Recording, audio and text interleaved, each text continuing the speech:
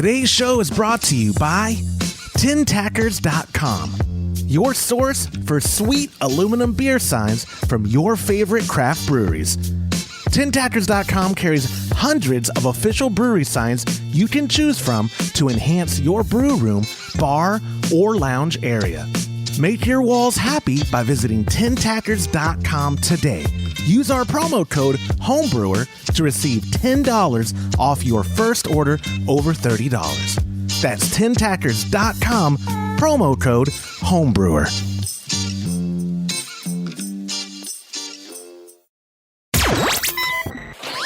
Entertaining shows with content that spreads information and sparks discourse throughout the community. This is the Pearl Media Network. Building enclosures around your Keezer, avoiding refrigerant lines, where's the Krausen, and milling your own grains. This is Homebrew Happy Hour, episode 232.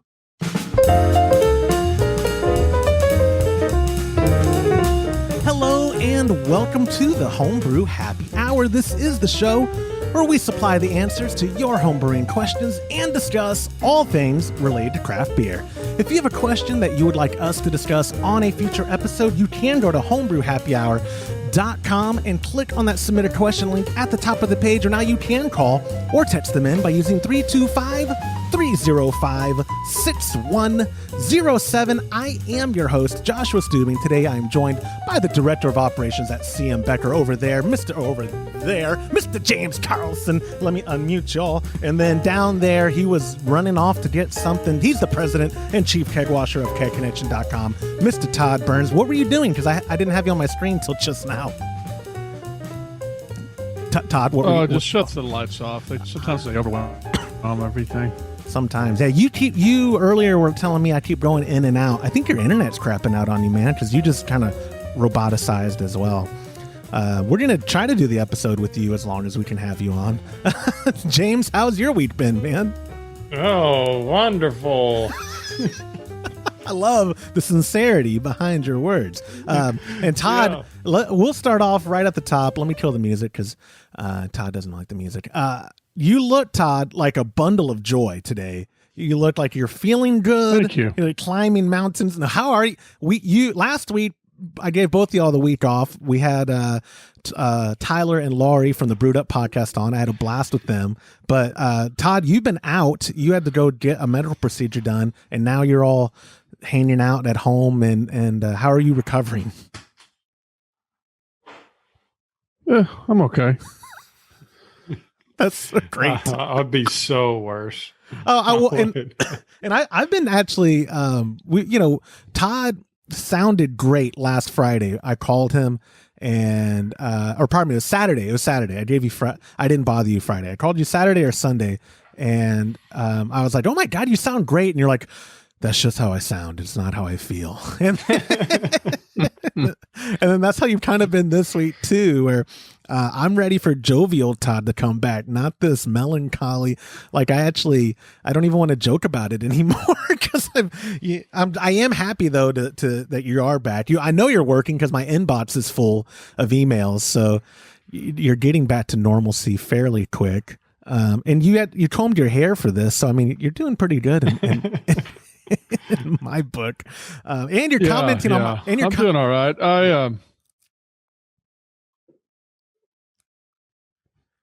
We're obviously having a delay because you see how he's not brain farting, guys. There's an internet delay between when we're talking and when Todd's hearing.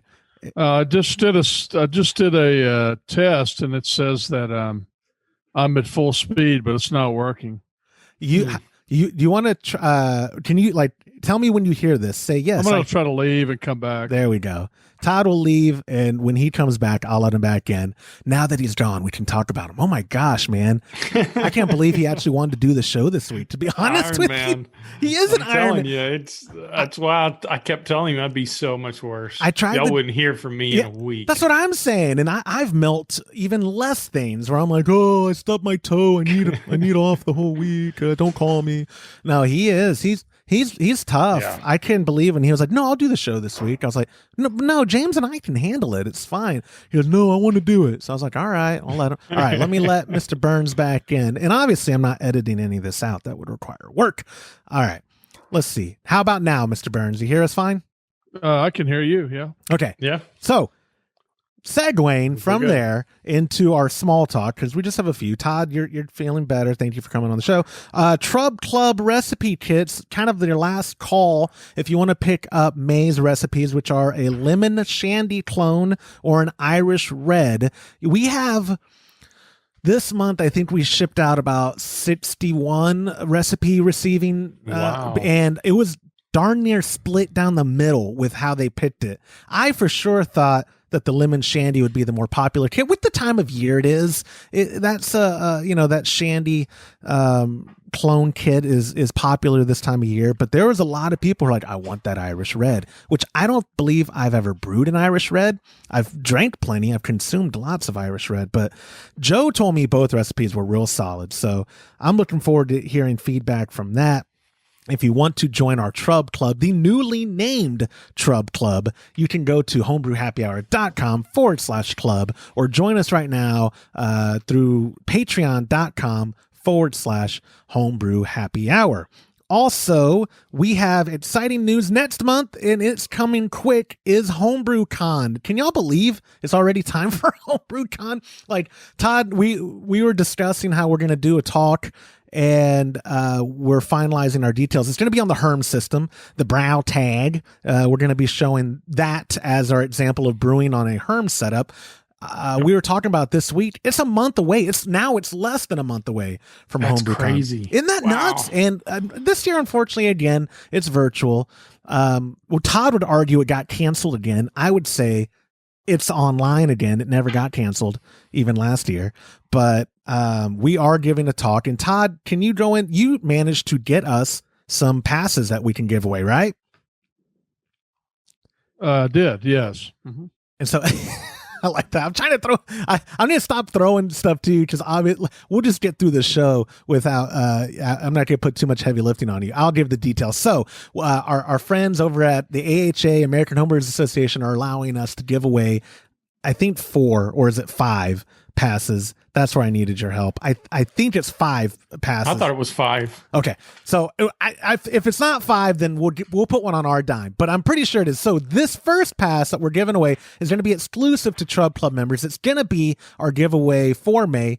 And we're going to throw a $25 gift card to kegconnection.com on top of that pass as well. So you'll get an all-access pass to Homebrew Con 2021, and you'll get a $25 kegconnection.com gift certificate. And if you're a part of our Trub Club, which again, right now is only through patreon.com/homebrew happy hour until June, it'll be that way.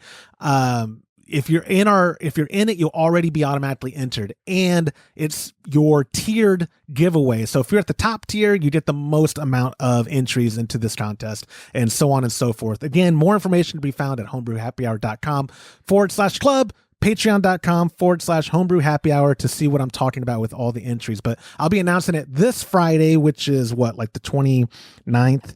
Or something. I don't have the date on me, but today's the 26th, 27th, the 28th at 7 p.m. Central.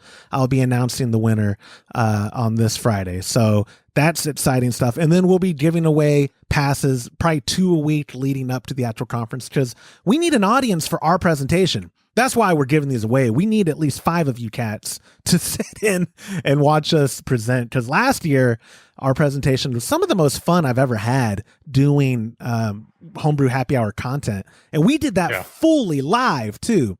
This year, we're still debating. We're kind of how much of it we want to be pre-recorded, how much of it's going to be live completely. We're obviously going to do a Q&A again, but they kind of limited our time this year. Instead of an hour, I think we have 45 minutes total, and the way they want it structured. Now that they're pros at doing online events, the AHA has a little bit more restrictions. Last year it was the Wild West. We're just shooting from the hips. This year they have some guidelines. So as we're figuring out their new platform and all that, I'll have more details. But the gist of our talk is going to be basically brewing. Go ahead. You should probably mention as well that I think there's just a few more days left for the early bird special if you want to register for Homebrew Con. It's going to be, I think it's 119 instead of 139 until May 31st. Good point. Thank you. I totally forgot about that. You're right. You have until, is that Sunday or Monday to register at the early bird price. And if you're on the fence of going, you should sign up and go and save the extra whatever money difference it is, because you could put that into whatever 6-pack, 12-pack you're going to want to drink while you're watching Homebrew Con. But the online, I'm not going to lie. Last year I was skeptical. I was like, online, it was enjoyable. We sat in Todd's barn there. We did our presentation. Then we watched all the other presentations on Todd's big screen. We enjoyed that schlussel. That probably helped my experience. But I forgot about that. I did not. I was nursing it. I was like counting everyone. Okay, you got that much. Okay, now I get that much. Okay, it was great. Yeah, no, it was. I wish we had another thing to schlussel, but it got stuck in customs, so we don't have schlussel this year. Yeah, customs threw it away. Big air quotes on threw it away, because we know they didn't. It was Fuchsion and schlussel. And why not? So I am heartbroken about that. But anyway, so yes, I believe the Homebrew Con announcements, the last thing I have for small talk. Moving on, like I had announced a couple weeks ago, we do have a new segment that we are calling Listener Feedback. And so with that, now it's time for Listener Feedback.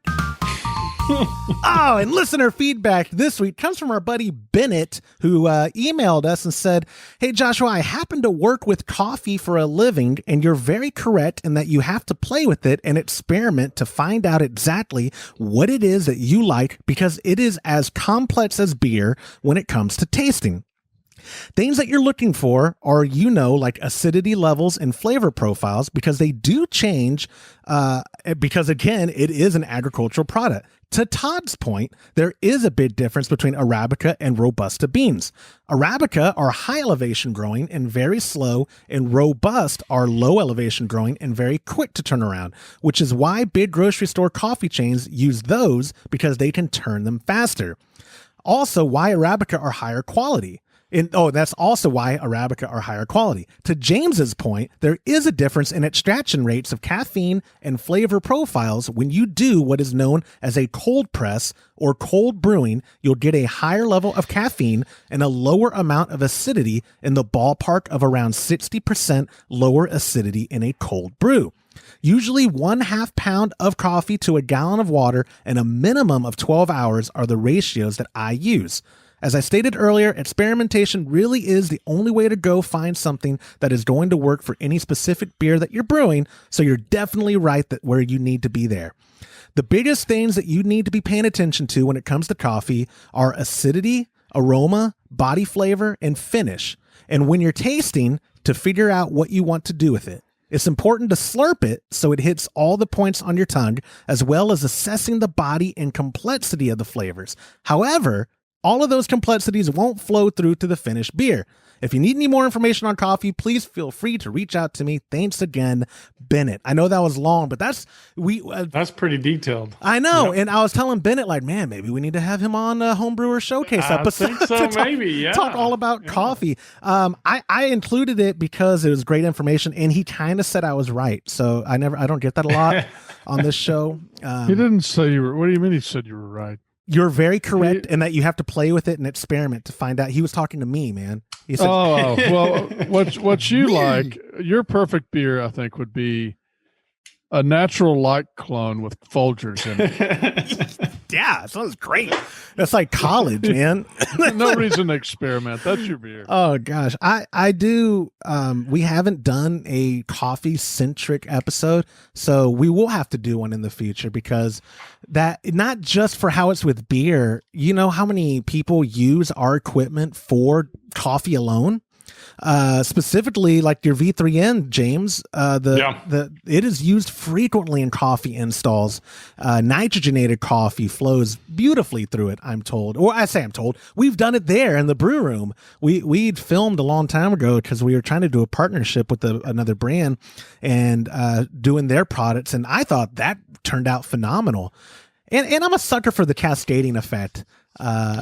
It just looks cool. But anyways, Bennett, thank you so much for submitting that feedback.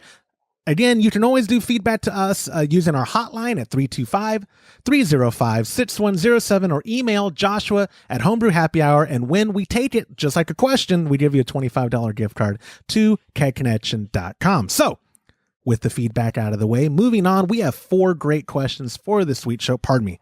I do have 4 questions. I thought I was going to say 3.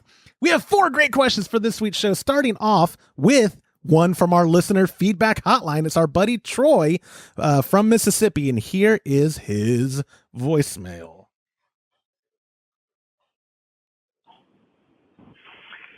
Hey guys, this is Troy over in Mississippi. I've got a question for you about the Keezer build.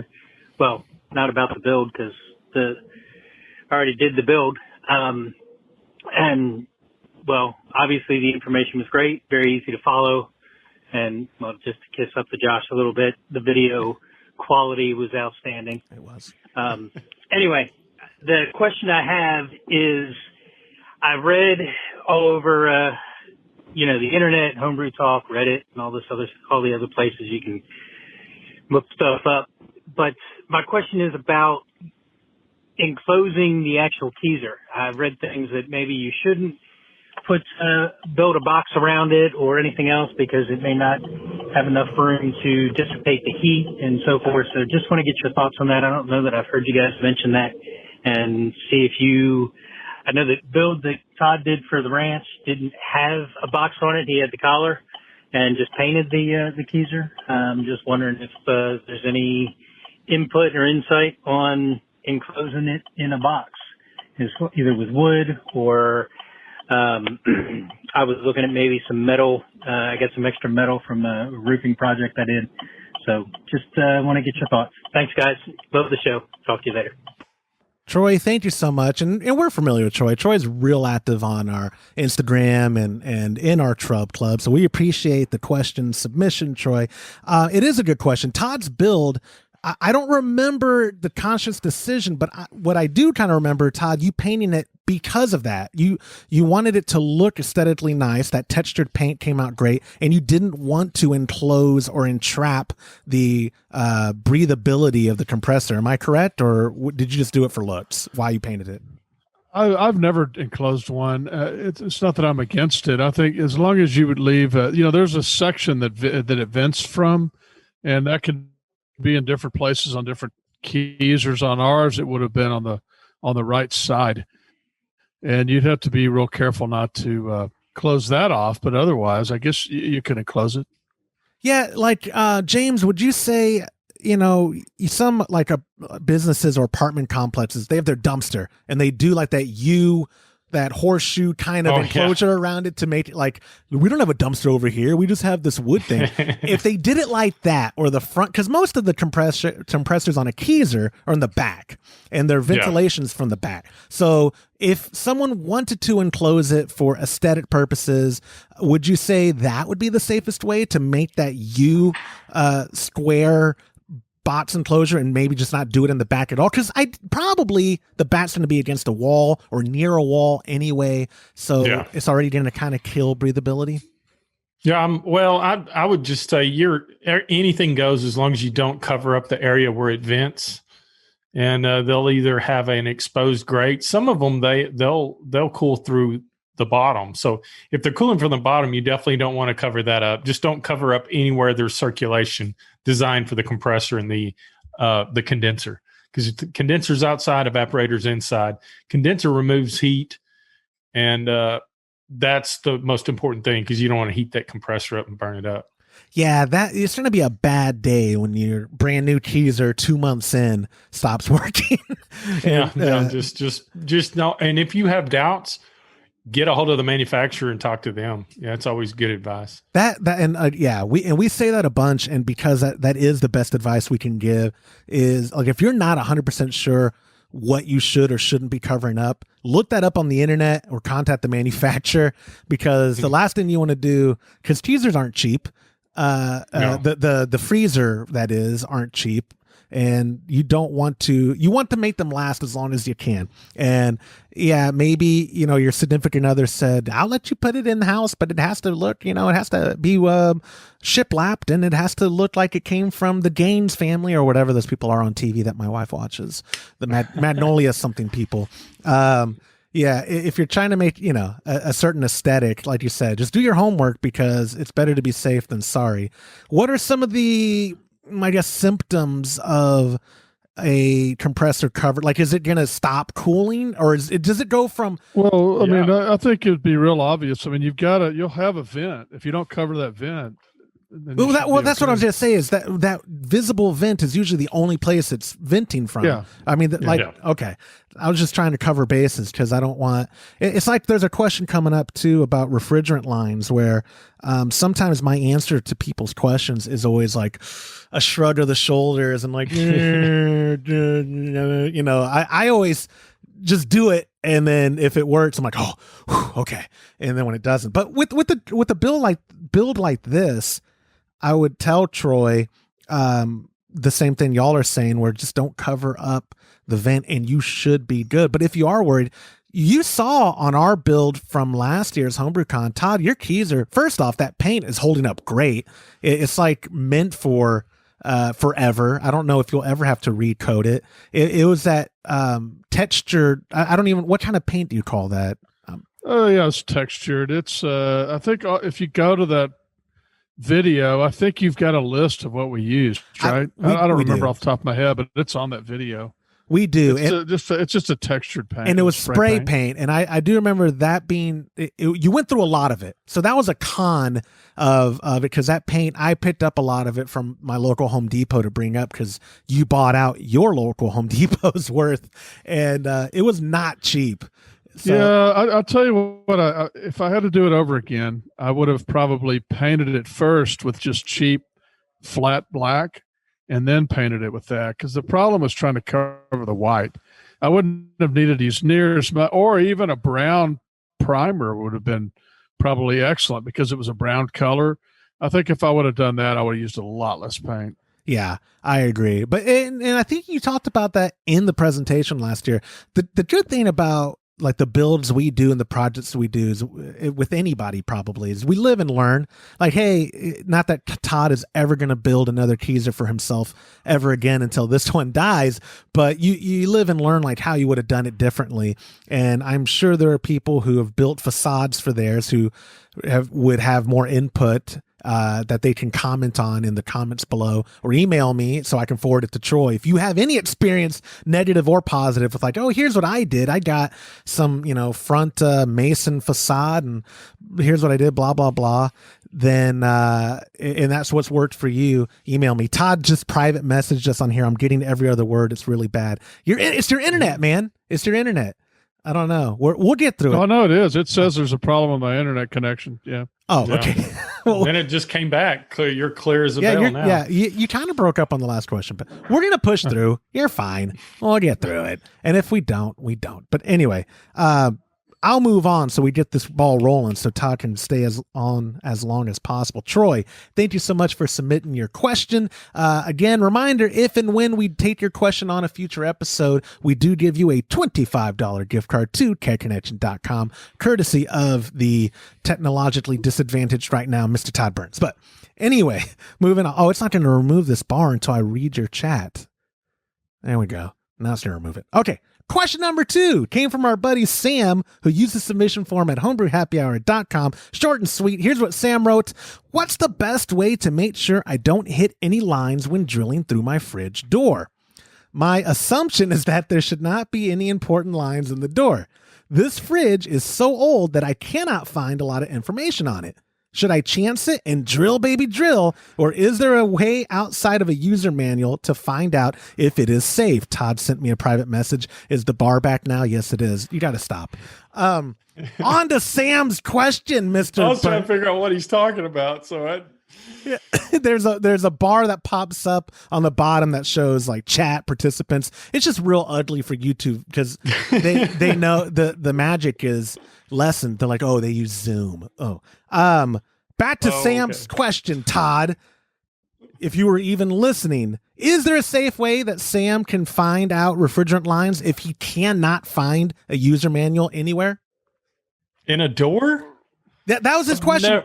I've never seen refrigerant lines in a door of a fridge. The reason why is it flexes. You open it up 100 times a day. I wouldn't worry about that at all. That's what I assumed the answer would be too, and that's what I was going to ask. If Todd, have you ever seen a fridge and how old are you? Like 82 years of living. Have you ever seen a fridge with refrigerant lines in the door? Not a refrigerator, but definitely a freezer or a Kegerator box, like the small fridges. They'll have them on the top.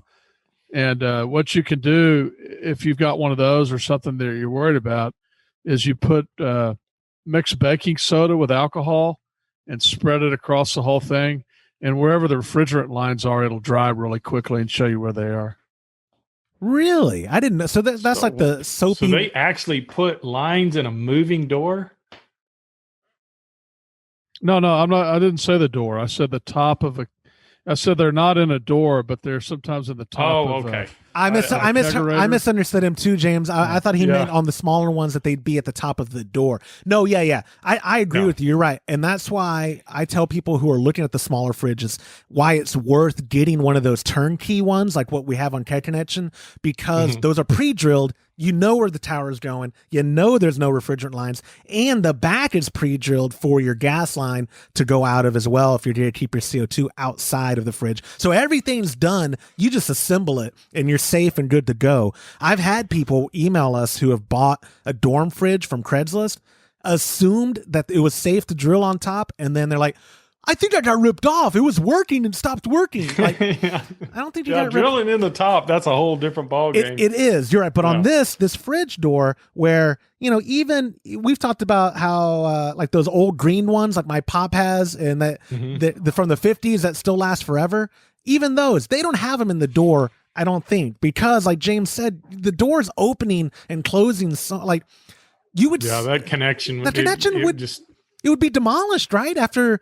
Right. That's what I'll tell you what I do when I convert a kegerator. I remove the little tray because it gets in the way. Sometimes it'll hit the keg, so you can put more in. So I move I pull that tray, that plastic shelf off the door, and then usually there's insulation behind it. And you can either live with that, or you can put a piece of paneling or something over the top of that, or just pull all that out and go get a couple layers of 1/2-inch high density foam board, lay it on there, and then drill your hole. But that's the way I did mine. I can put 4 5-gallon kegs in my kegerator. I built a little stepped shelf. And so it looks like a regular fridge. You just get the freezer on top, the fridge on the bottom. But if you find the right ones that are fairly large on the inside, you can put 4, and these are ball lock kegs. So it's really amazing that you can actually fit, if you work it the right way, you can put 4. That's 20 gallons of beer, guys. Yeah, that's going to be a good time. Now, I will say this, because Sam was very specific about mentioning the door. I've seen stand-up fridges, top freezer, bottom fridge kind of builds where people drill on the side. Don't do that without a user manual or 100% certainty, because you will ruin that fridge if you damage the line. There is no coming back from that. You drill through the refrigerant line. It's not like I've got some electrical tape. No, you're done. You just never know. I know on my kegerator, everything's contained in the freezer, and it has a thermal door that lets air blow down into the fridge section. But there are a lot of them, like my freezer, it's got lines running through the shelves. Oh, wow. So, really? You wouldn't want to convert that to a Keezer, because you'd have to remove the shelves. You move the shelves, it's done. I am, we have that, my wife calls it the garage fridge, the second fridge. I have that little bitty dorm fridge. That was my beer fridge in my last office. I'm slowly moving my beer out of that into the second fridge, because I'm eventually trying to convert that into, I want to drill through the doors, and I want to have a kegerator at my house now. But my wife doesn't watch this, so I can divulge this information. My dad watches this, don't tell her. But that's my plan. I'm slowly moving. All she's keeping in there is leftovers and her salads. So I'm starting to put beer in there and then put her leftovers and salad in the smaller fridge. And I think if she doesn't notice soon enough, I'd be like, look, all your stuff fits in this little one. I need this one because I want to ferment here and I want to dispense here. And I think I can do that effectively. And I'm also trying, there's a part in our garage that a workbench thing. Eventually I'm going to turn that into a brew area for probably just a 5-gallon brew area, but in the beginning. But anyway, I would. If I had that, definitely it'd be already there. Exactly. Yeah. A 3-vessel Herms in there. I know. I got to work on it slowly. I'm a man of misdirection. It's like, oh, look, babe, at this thing that we did for your deck while I'm also manipulating what I'm doing in the garage. It's all, I wouldn't say the word dishonest. What would you say? What did our marriage counselor say? No, I'm kidding. But anyway, Sam, I think your safest way to assume you don't hit any lines is drilling through your door, since you don't have a user manual, because we're willing to bet money that the main door you're drilling through does not have refrigerant lines going through it. If you ruin it, you can send your bill to tburns@kegconnection.com and we will. So I have a disclaimer. All you have to do is look. The door comes completely open except for the hinges. All you got to do, if there was a line going in there, whether it's electrical or a cooling line, you would see the line entering the door. Right, exactly. No, that you would absolutely know. And then your whole baking soda thing, I'll have to go back and listen, because I didn't know that you could do it with that. That's that could be a game changer for some people who want to diagnose their line or look at where their lines are if they're going to add cat taps somewhere, because we've seen some funky configurations on homemade kegerators. But anyway, Sam, you should be good to go. So thank you for submitting your question. Moving on to the third question of this week's show, came from our buddy Liam, who used the submission form at homebrewhappyhour.com. And Liam wrote, Joshua and crew, awesome pod and awesome YouTube channel. As a newbie to the hobby, I appreciate the effort you all go to in order to present top quality content for us. Liam, it's not that much effort. My question is about Krausen. I have brewed the same pale ale recipe kit from Homebrew Supply 3 times now because I love it, and so does my significant other. The first 2 times, everything went about the same.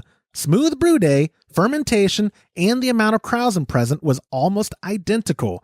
However, I just brewed the 3rd batch of this kit, and while we had a smooth brew day and a seemingly smooth fermentation, there is a lot less Krausen this time. We did take a reading, and our numbers show that we are done. We're a little high on our numbers, but nothing crazy. Why would there be a lot less Krausen in this batch versus our previous 2? Is this an indication that our batch will probably have some off flavors, or at the very least will probably taste different than the last batch? Same recipe kit, same yeast used, same brewing and fermentation environments. Liam, that's a great question. I don't have a lot to contribute because my answer is short and sweet, like whatever it tastes like, man. But James, you're the king of Krausen in my book. Why could there, like, what are some of the factors that you would say, yeah, there could be less Krausen because the temperature of this or that or that? Like, is he going to experience something different because the Krausen levels were that different in this batch? Well, not necessarily. I mean, yeast is a living thing and it eats at different rates. So it could be something as little as yeast viability. Maybe it had to build numbers up. You know, the lag time for the yeast was a little longer than normal. The biggest thing would be temperature. So if for some reason that thing was fermenting at a little cooler temperature, it's not going to be as active as you would at 70 versus 65 degrees. There's a lot of factors. The best thing I would say is don't worry about it. Do your numbers from one batch to the next. You possibly see a difference in gravity, final gravity especially. But if it tastes good, that's the only thing that matters. So don't sweat the small stuff. Just taste it, check it. It could be temperature. It could be just a little longer lag time with the yeast. Maybe it didn't have enough oxygen. Maybe it wasn't aerated enough. Who knows? But at the bottom line is if it tastes good, don't worry about it. We need to make a James Krausen poster of like the Uncle Sam, but it's you, and it's saying if it tastes good, that's all that matters, because that's the truth. Yeah, that's the truth. Yeah, because I used to ward over my wart, so to speak, and worry about the little details, and you got to keep it fun, man. Well, like you said, there are a lot of factors why Krausen levels could be different, and none of them are necessarily detrimental or worth worrying about. My pop and I, now we always do a blow off tube, and some batches that we've brewed before will have hardly any, normal amount of Krausen. Oh, we didn't even need a blow off tube, and some are crazy shooting through the tube of like the same kind of batch and style, and the end result is pretty darn consistent in regards to taste. So it's like, I don't know what happened. This one is a little boozier, or this one is a little drier, or whatever. Like those are kind of the traits I've found in the difference. But for total transparency and a disclaimer, I can have identical Krausen and still have differences in taste. You know what I mean? Because there's so many the way we brew outdoors, the temperature fluctuation for our fermentation environment and all that. There's a lot of factors for me. So Krausen, if Krausen's there, that's all I care about. I'm a happy guy. I'm like, okay. And we've had, I don't know if you remember this, Todd, but Nancy had brewed a beer. It was one of our first alt beer, true to style mini mash kits. There was no Krausen, and she was like, oh no, I'm going to have to throw it out. She was convinced she was going to throw it out. And Todd said, Nancy, don't panic. Just take a gravity reading. It was done.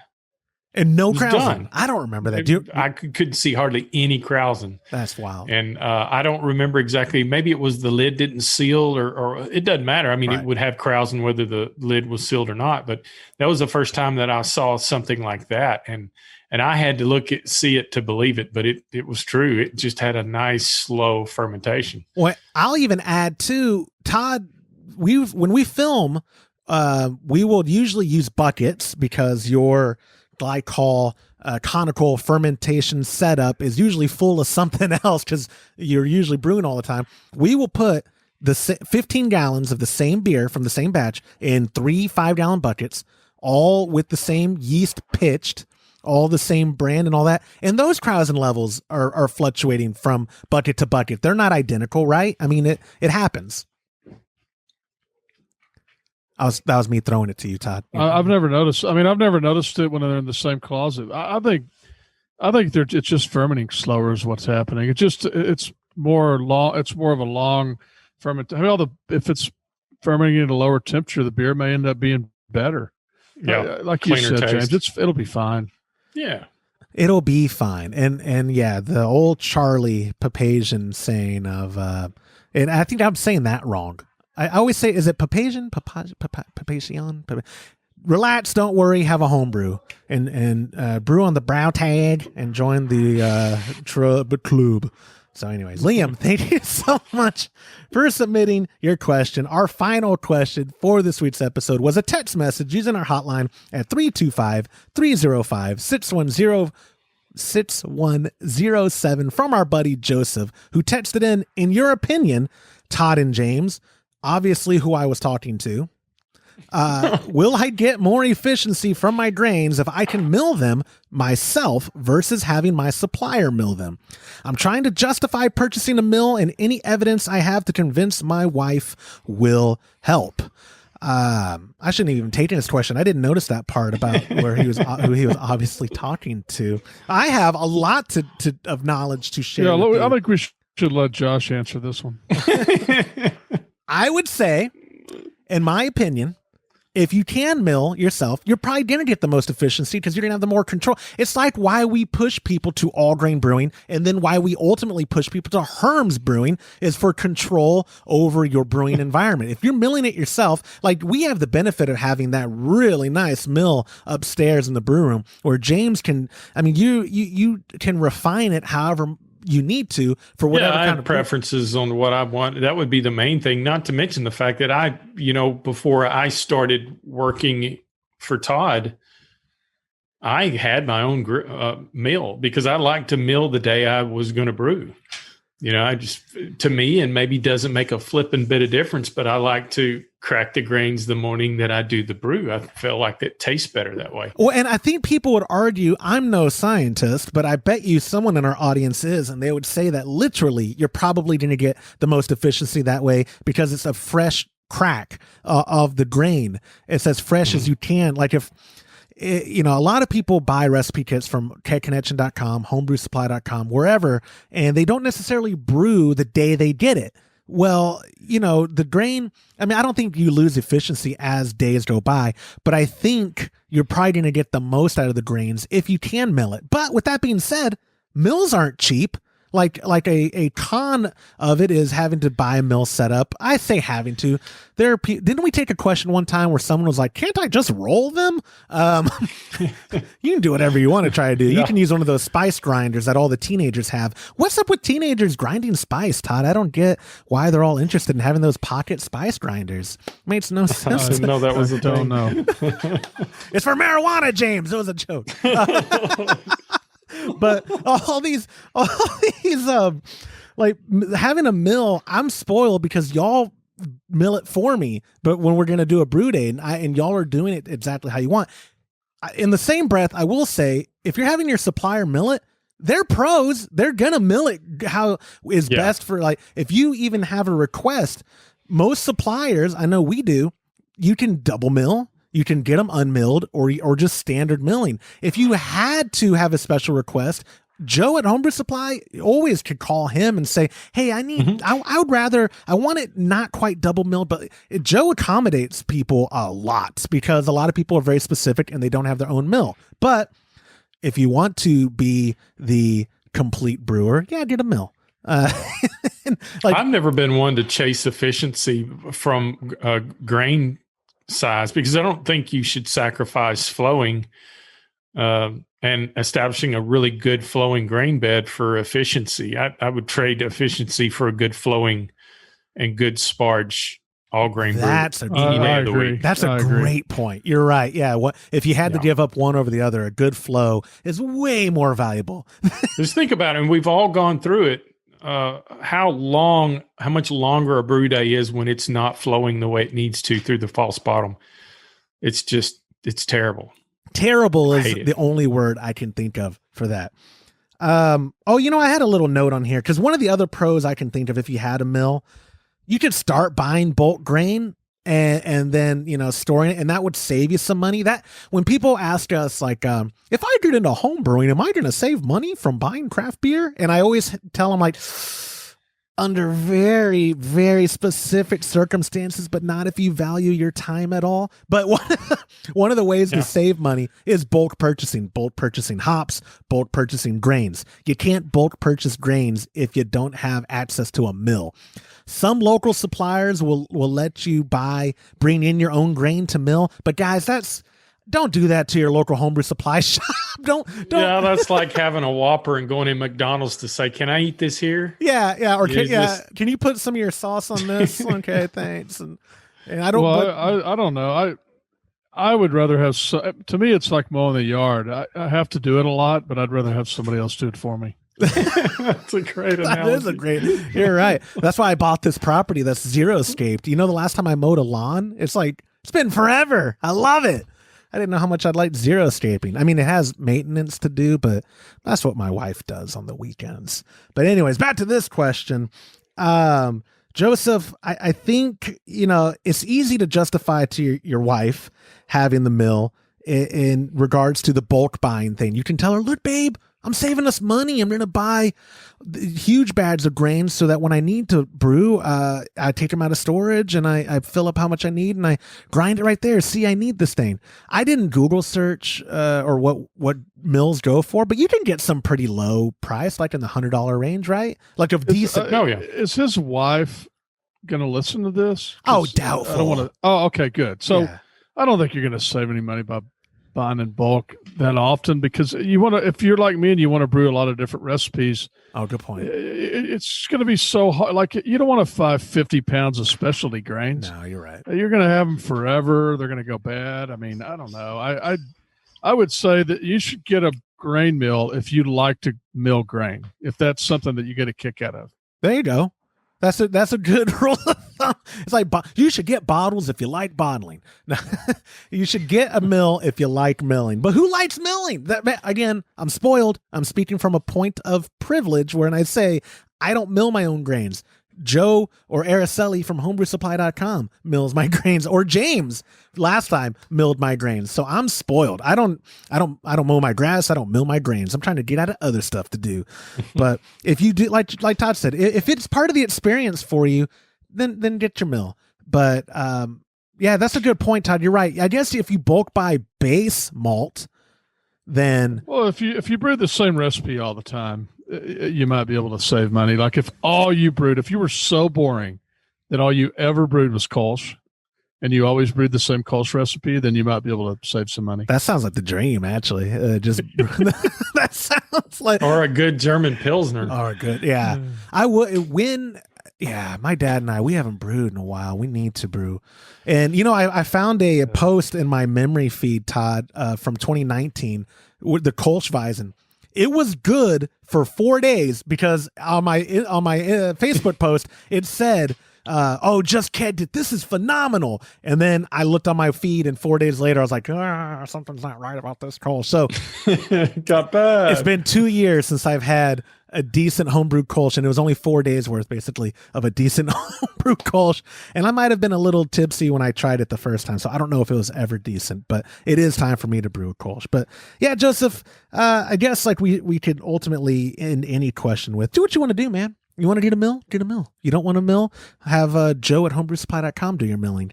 And then life is easy and good. You don't have to worry about it. One of the things that a member of our Trub Club did tell me why they joined at the 10-gallon tier of every other month. And they told me they did that because that's about the amount of time that they can keep up with brewing, and they like the choices that we offer them, and that everything in a recipe kit comes ready to start brewing. So that is, like, to Todd's point about having a recipe kit, unless you're brewing the exact same thing over and over again, just get the kit, have the grains milled how you need them milled, and then brew that recipe for that brew session, and then not have to worry about it. Right, guys?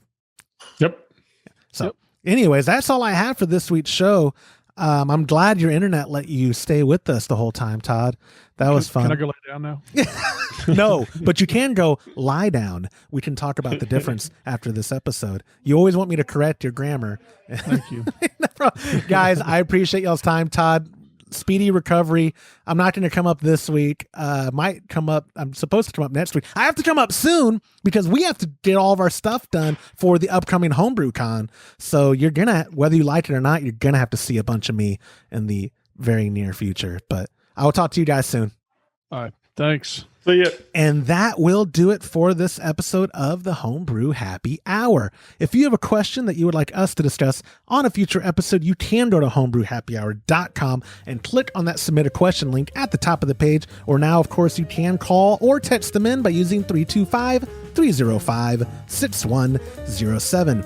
Thank you to our show sponsor, 10tackers.com. Go to 10tackers.com, use our promo code HOMEBREWER, and enjoy $10 savings on your first order of $30 or more. On behalf of Todd Burns, James Carlson, and the Pearl Media Network, I'm Joshua Stubing. Thank you for listening.